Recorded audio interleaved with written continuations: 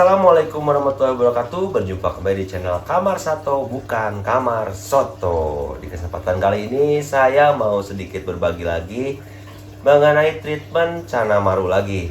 Nah, untuk di sini saya akan sedikit berbagi dan bercerita mengenai pengalaman yang sudah saya lakukan tentunya. Di sini saya tidak bermaksud menggurui dan saya juga tidak bermaksud menjadi si paling tahu, tapi saya di sini hanya berniat berbagi ya. Kalau misalkan emang kalian mau ikutin, mangga, enggak juga nggak apa-apa. Nah, sekarang kita membahas treatment bunga pada Cana Maru di indoor ya. Tapi sebelum lanjut ke videonya, kalian jangan lupa subscribe dulu channel Kamar Sato, karena satu subscribe kalian merupakan semangat lebih agar kami lebih semangat lagi untuk berkarya. Tanpa banyak basa-basi, lanjut ke videonya. Gas ke.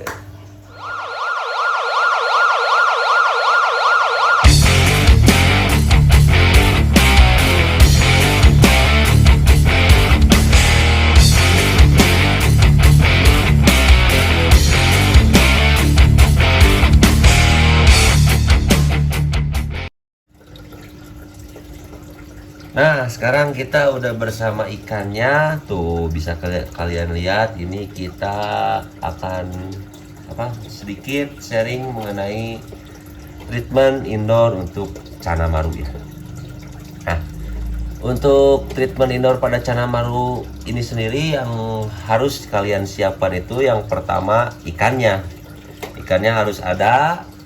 Yang kedua, kalian siapkan tank dengan ukuran yang sesuai dengan ikannya. Yang ketiga, siapkan background, dan saya sarankan untuk treatment indoor khususnya untuk menumbuhkan cabung dan bunga itu saya sarankan kasih background berwarna hitam. Yang keempat selanjutnya lah, soalnya saya lupa. Siapkan pasir, dan pasirnya sendiri itu pasir yang berwarna hitam. Kenapa menggunakan warna hitam? Karena kembali lagi kepada yang tadi saya katakan, kita sedang mengejar bunga bukan warna. Nah, ini itu termasuk ikan yang bisa dibilang naiknya itu di warna dulunya itu. Dan kalau yang ikuti channel kita juga tahu ini ikan seperti apa. Ikan sebelumnya warna apa dan sekarang seperti apa. Nah, untuk dorsal sekarang ikannya udah mulai berwarna hitam. Yang dulunya emang dorsalnya itu selalu berwarna pucat. Badannya sekarang menjadi bulu, dulunya itu berwarna kuning. Nah, gimana nanti ngebain warna kuningnya, nanti kita upload lagi. Sekarang karena kita sedang fokus untuk menumbuhkan bunga, atau bisa dibilang untuk ikan ini tuh memecahkan bunga. Soalnya banyak cabungnya juga dan tinggal kita pecahkan, dan ya harapannya semakin banyak juga untuk cabungnya juga gitu. Nah, itu untuk yang belakang ini untuk batu, akar, dan hiasan-hiasan lainnya. Sebenarnya untuk Cana Maru sendiri itu nggak usah digunakan, karena gimana ya? Yang saya tahu untuk Cana Maru biasanya emang nggak pakai, bilangnya apa sih itu? Scape kayak inilah, nggak pakai settingan lah. Biasanya ya udah aja tank, pasir, background udah. Cuman ini tuh karena susah juga nih, jarak ambil batunya tuh ke sini tuh nih kecil banget. Dan ini untuk tanknya sendiri kalau misalkan mau ini harus diulas lama lagi gitu. Jadi ya udahlah, apa adanya saya masukin, dan kurang lebihnya itu ya seperti ini kalau untuk indoor. Nah, ada juga yang bertanya penggunaan pH ya, atau filter pada forehead atau filter pada tank itu sebaiknya dipakai atau enggak. Nah, jawabannya itu sebisa mungkin kalau misalkan emang ada, pakai. Karena apa? Untuk pertumbuhan bunga sendiri, sirkulasi air itu harus selalu sehat ya.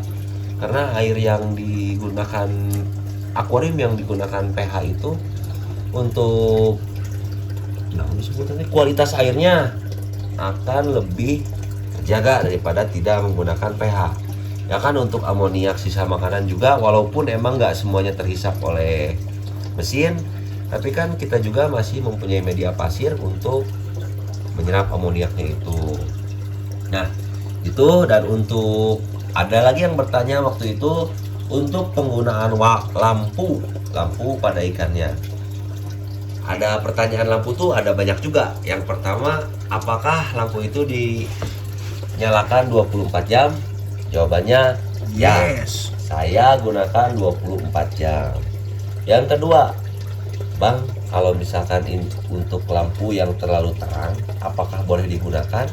Jawabannya lagi, selama ikan kalian nyaman dan selama ikan kalian tidak terganggu oleh cahaya lampu tersebut, mangga dan silahkan digunakan. Bahkan saya sempat mendengar juga untuk memecahkan bunga itu di indoor khususnya menggunakan cahaya lampu yang sangat terang. Bahkan ada yang menggunakan sampai 3 lampu. Tapi itu belum saya lakukan ya.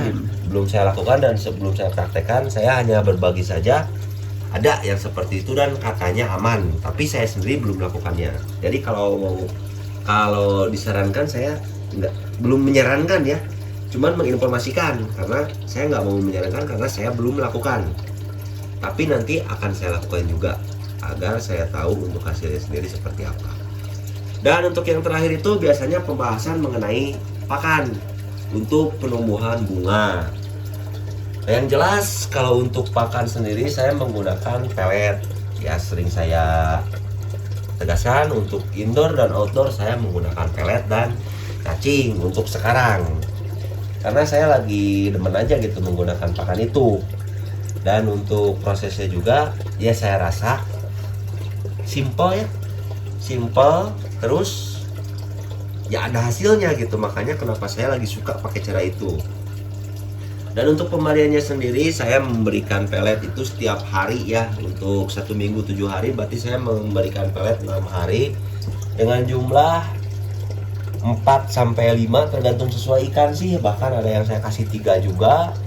Itu untuk setiap harinya saya kasih. Dan di hari ke-7 pasti saya kasih makanan hidup cacing. Dan biasanya saya kasih cacingnya juga ya 2-3 ekor lah. Karena untuk pertumbuhan bunga sendiri saya pikir sih benar juga setelah saya sharing dengan beberapa orang.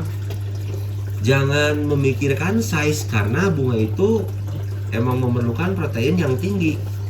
Protein yang tinggi itu menyebabkan size-nya juga cepat naik. Jadi ya udahlah gitu. Kecuali emang kalian mau di progress tiklot ya itu beda lagi caranya. Tapi kalau saya sendiri ya udahlah jor-joran aja kita kasih makan. Untuk ikan yang masih di progress nanti kan masih ada step puasa, tapi jangan terlalu berlebihan juga sampai ikan kayak lontong gitu, jangan kalau menurut saya. Ya disesuaikan, kita tahulah porsi yang cukup untuk ikan-ikan kalian tersebut. Apalagi ya? Warna lampu. Nah, warna lampu kira-kira gimana nih? Putih ada putih. Natch, betul. Bahkan banyak bertanya, bolehkah menggunakan lampu warna merah? Bolehkah menggunakan lampu warna biru? Bolehkah menggunakan warna biru dan putih? Nah, sekarang saya jawab di sini. Saya menyarankan dan saya menggunakan lampu yang berwarna putih. Bukan saya menyalahkan lampu berwarna biru, warna merah, atau berwarna biru putih. Tapi selama ini saya melakukan treatment itu menggunakan lampu yang berwarna putih. Untuk setiap kiper pasti memiliki caranya masing-masing. Nah, ini cara kita. Apabila ada yang kurang atau tidak berkenan untuk kalian, mohon maaf karena di sini kami tidak bermaksud menggurui, tapi kami di sini berbagi informasi yang sudah kami riset dan sudah kami lakukan. Pokoknya sehat-sehat terus kalian, lancar rezeki, dan jangan lupa tersenyum tetap di channel Kamar Soto, bukan Kamar Soto.